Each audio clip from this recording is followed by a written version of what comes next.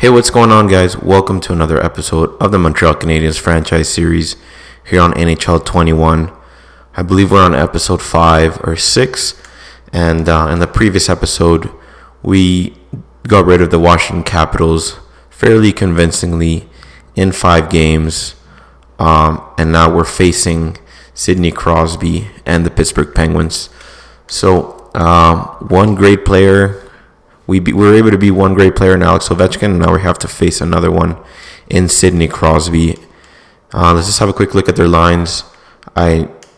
Crosby and Malkin are playing together, which is going to be a very, very tough thing to contain. Tough line to contain with Jake Guentzel, Kapanen, McCann, and Zucker, Aston Reese, Bluger, Rust, Tanev, Rodriguez, and Darren Helm.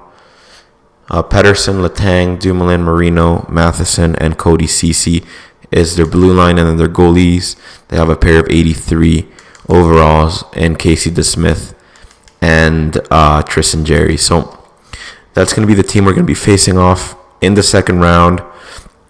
I like our chances if we're able to contain the first line of the Penguins. I think our team is a little bit deeper, I think, in my opinion. Obviously, the center core is not, but this +3 here helps us out a lot, I think. And then the other pluses in the other lines. And then I like our defense a lot too, with Edler and Weber. They're going to be playing a lot against their first line, and then we have Petrie and Vince Dunn, and then I think the player that's going to be the most important once again is going to be Carey Price in this series. He had a really, really good, strong series in the first one, and he's going to have to be just as good in the second round here. So without further ado here, let's simulate the first game against the Pittsburgh Penguins, on April 21st. Let's just do the slow simulation like we've been doing, and it's going to be really interesting to see how we do. So first period, 0-0, 9-7 the shots for the Habs. We're playing well. We're keeping up with the Penguins, and we just got to keep it going here. So second period, 1-1. Yoel Armia scored a shorthanded goal, and Brian Rust scored the Pittsburgh Penguins goal, the first one of the series actually. So they took the lead, but we're able to tie it up shorthanded. Hopefully we can have a big third here. We have a power play. Nothing comes out of it. They get a power play as well. We're able to kill it off. It's a very, very tight game, it looks like. It's going to be 10 minutes to go here pretty quickly. And we just have to play tight defensively, kill this penalty first. And hopefully we can get a game-winning goal here in the last few minutes. And we don't. And it's actually going to go to overtime, guys. So if you guys are unfamiliar with how my GM commentaries go, we usually do I'll usually intervene here and commentate over the gameplay. So I'm going to go in the middle, or actually I'm going to just go and pretend that I'm going to be playing, and then I'm going to go to the middle. So no team is actually, well, I won't be controlling obviously the Montreal Canadiens, and we're just going to commentate. So we're going to have a quick look at some of their new players, I'm sure, playing in game here. So it's going to be really interesting, and we'll see how it goes. So let me just click start here and remove myself from the game, so then it can be the computer against the computer playing. So no sides have been chosen, obviously, and it's going to be Philippe Danault against Sidney Crosby in overtime, guys. Hopefully we can get a game-winning goal here and start the series on the right foot. So big tie-up here. Gallagher has the puck. He gets absolutely crushed by Peterson.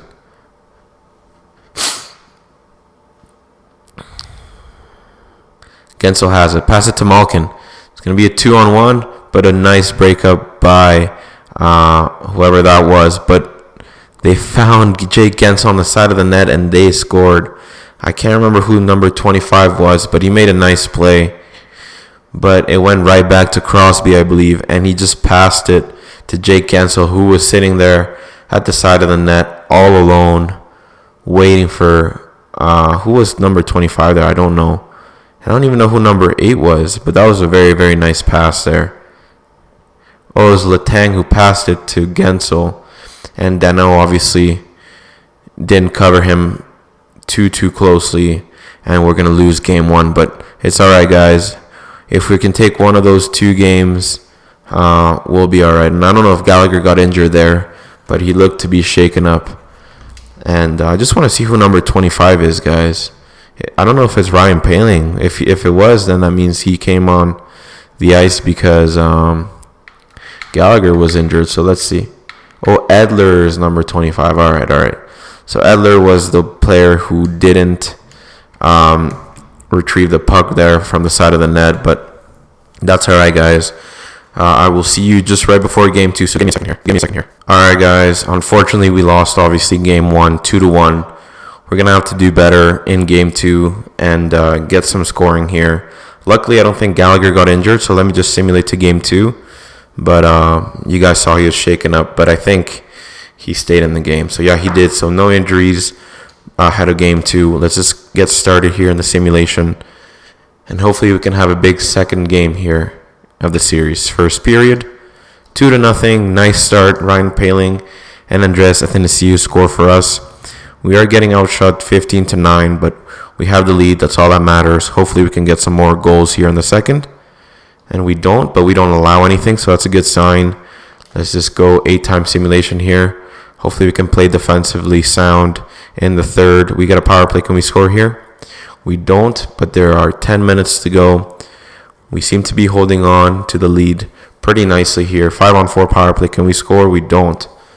3 minutes to go. Are we going to be able to get Carey Price? Shea Weber scores 3-0, and Carey Price is going to get a shutout, a 31-save shutout.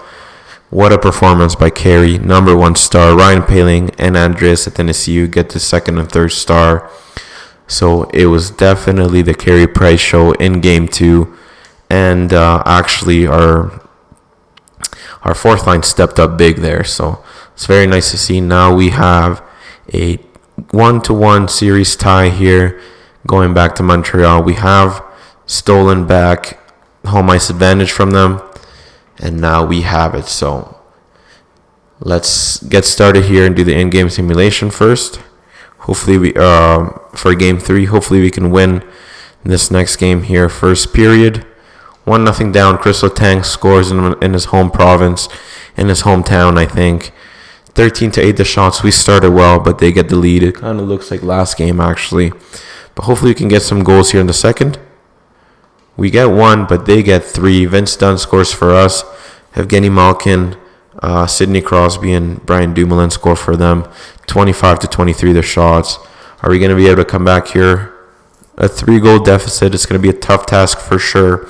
But Jonathan Drouin gets us on the board. Not on the board, but he scores in the third. But Evgeny Malkin scores right away to answer back. And we are back to a 3-goal deficit with 8 minutes to go. It's going to be a very, very tough task, guys. And Chris Letang scored on an empty netter. I will quickly show you the 3 stars. The Pittsburgh Penguins stars went off here in game 3, and they get back the home ice advantage. Jonathan Drouin's our leading scorer here. You guys see 3 goals, 5 assists for 8 points in 8 games.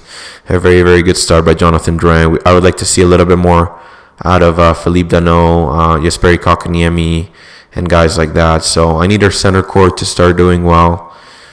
We know they can play well, so I would like to see a big game out of them in game 4. The second game against in Montreal, I should say. So come on, boys. First period, 2-0 down. Darren Helm and Mike Matheson score for them. 15-14 the shots. Come on, boys. We need to find a way to score on Casey DeSmith. We scored twice, Tatar and Josh Anderson, but Jake Gensel gives him the lead. 3-2 going into the third. At least it's not a 3-goal deficit, so we have a shot here. 29-24 the shots for them. Brendan Gallagher steps up and ties it up. 3-3 with 10 minutes to go. Can we find a game-winning goal here late in the third? And Evgeny Malkin actually scores on the PP. We have 4 minutes to go. Can we tie it up here, boys? Come on. 1 minute to go, and Brendan Gallagher scores again. And we're going to go to overtime. The second game in overtime of this series. Like I said, I'm going to intervene once again, guys. and I'll see you when the gameplay starts. So give me a second here. All right, guys. Game 4, Dano against Crosby. Can we have a better in-game simulation gameplay, I should say, than the last time we did that in game 1? So the target gets knocked off the puck here, and Marcus Pettersson is going to get the puck, passes it to Crosby. Crosby passes it to Letang. Watch out for Letang, guys. He made a nice play last game, and is he going to do that again? And he does, and passes it to Malkin, who buries it. And I was just saying, watch out for Letang. He made a nice play in game 1. He did exactly the same thing. We let him walk through our defense. He even stopped and found Malkin there. You guys seen unmarked, and Malkin, all he has to do is bury it past Carey Price. And the Pittsburgh Penguins have a 3-1 lead. And we had no answer for their first line. You guys see Carey Price had no chance. He didn't even see the shot go in. And we are 3-1 down. We lost both of our games in Montreal. Very, very disappointing. And that basically messes up Brendan Gallagher's amazing performance there in the third. He had 2 goals. But we were unable to get the win here. And now it's do or die here. 3-1 down. We go back to Pittsburgh. We're going to need a big, big game by Carey Price and a big game by all our players here. So hopefully we can get it. Like I said, 3-1 down. We need a win here. It's do or die. So we're going to jump in right into the simulation here, guys. First period, 2-0 down. Chris Letang is killing us here this series. And Brendan Russ score for them. Can we get a big second here? Nothing to show for in the second. We are outshooting them 23-17, but we're not able to get it done. Unable to score some goals, which is very, very unfortunate. We're going to do 8-time simulation here in the third. Can we kill off this penalty here? We do. 27-21 the shots. We are unable to find the back of the net here. They get a long power play, and Brian Russ scores for them. Are we going to get shut out here in game 5? Jonathan Drouin scores for them. He's basically been the only bright spot. Andreas Athanasiou, though, scores for us as well. And we make it tight, but we are unable to tie it up. And we bow down to the Pittsburgh Penguins in Game 5, in 5 games. And we are officially out of the Stanley Cup playoffs, guys. As I was saying, Jonathan Drouin is basically one of the few bright spots in this series against the Pittsburgh Penguins. You guys see he was basically a point per game. 4 goals, 6 assists for 10 points. Brendan Gallagher had 8 points. Shea Weber had 7 points. Tatar had 6. Kotkaniemi only had 5 points. Dano only had 5 as well. Toffoli 5. Ryan Poehling 4. Athanasiou. Where is Nick Suzuki? Very, very disappointed by Nick Suzuki. Only 1 assist in 10 games, -4. I need some growth out of him. I wish I would have made him a high top 6, so maybe he would be a little bit better than how he's been playing. But it's too late. I already started the simulation or the GM mode, so I can't go back anymore. But you guys see Carey Price's stats. The last few games he wasn't as good as we needed him to be, but he still played his heart out. 2.85 goals against average and .917 save percentage. Obviously, I took a big chance by trading Alex Edler. It helped us out a little bit in the first round, but we bow out to the Pittsburgh Penguins in the second round, guys. So I think it's pretty much it. I'll show you guys the playoff tree. Buffalo and Tampa still have to play.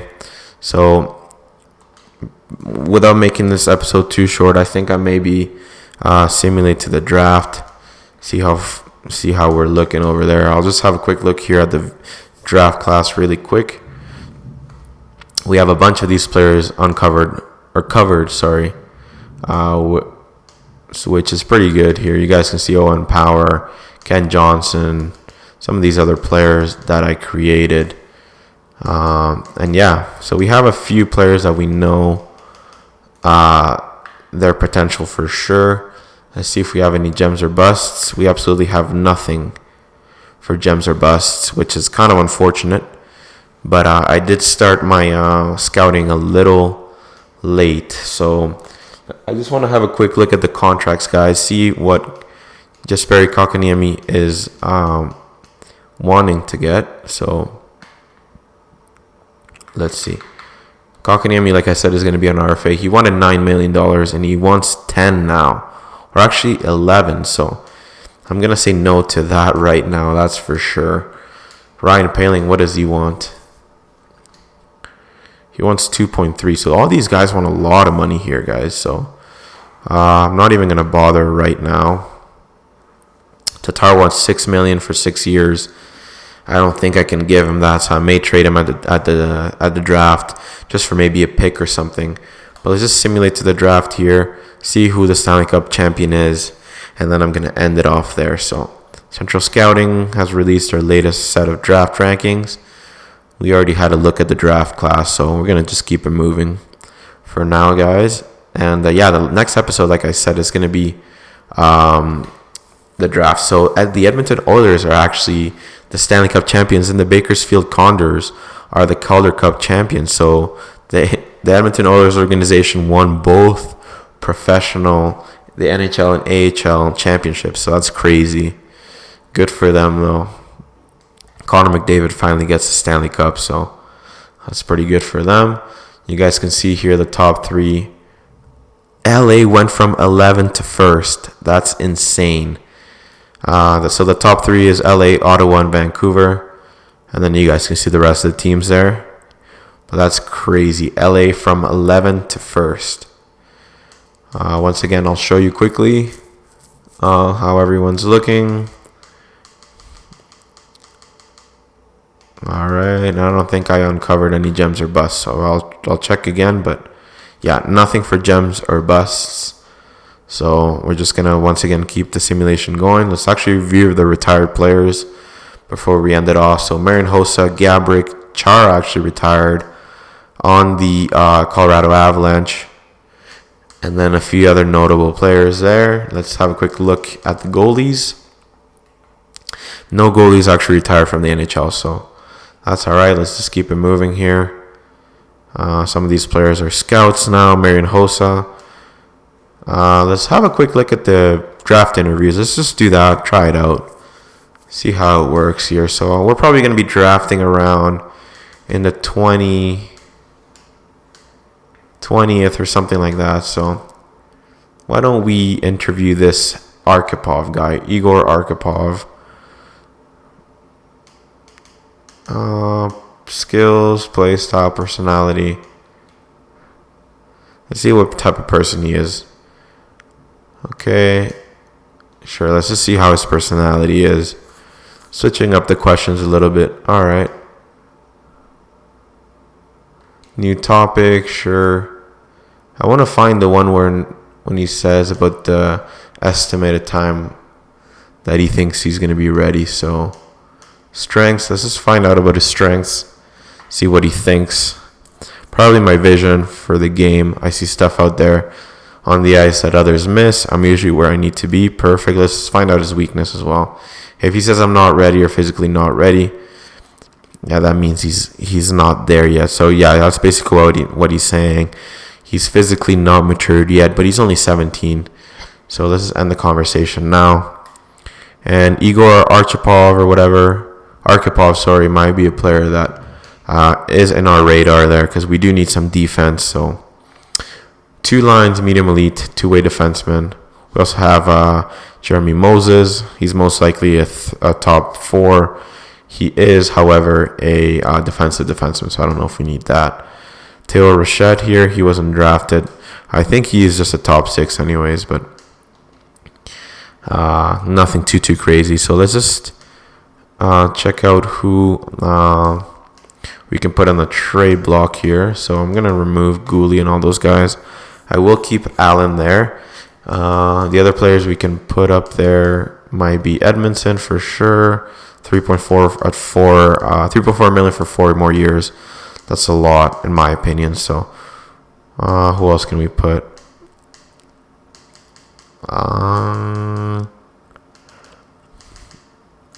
Yeah, maybe we can put Lehkonen. I don't even think he played this year, to be honest. 2.3, that's quite a bit of money for a player that didn't play for us. I do like him in real life, but I think we've just moved on from him. So we'll put Brett Kulak as well, and then we're also going to put Thomas Tatar here. So I think I should be able to put him. Yeah, so there he is. Doesn't have a lot of trade value, obviously, because he is a free agent pretty much. So I'm going to end it here, though, guys. Like I said, I showed you the stats already for how we did in the playoffs for the players. And like I said, I think the best player, or the player that improved the most was Jonathan Drouin. So I think I'm just going to end it there, though, guys. Let's see if anybody else has jumped up. So Noah Juleson actually went up to a 79 overall, so he might be ready for next year. I hope so, at least. If he can crack the 80 overall threshold, then I will for sure be playing him, and then we'll most likely be trading Joel Edmondson to save a little bit of cash. So let me know if you guys enjoyed this episode. Unfortunately, we were outclassed by the Pittsburgh Penguins, but I think the future is bright with Cole Caulfield, Alex Romanov, and all those guys going to be playing next season. And yeah, you guys let me know what you thought of this episode. Leave a like if you enjoyed. Subscribe if you haven't done so. And I will see you in the next one. Take it easy, guys.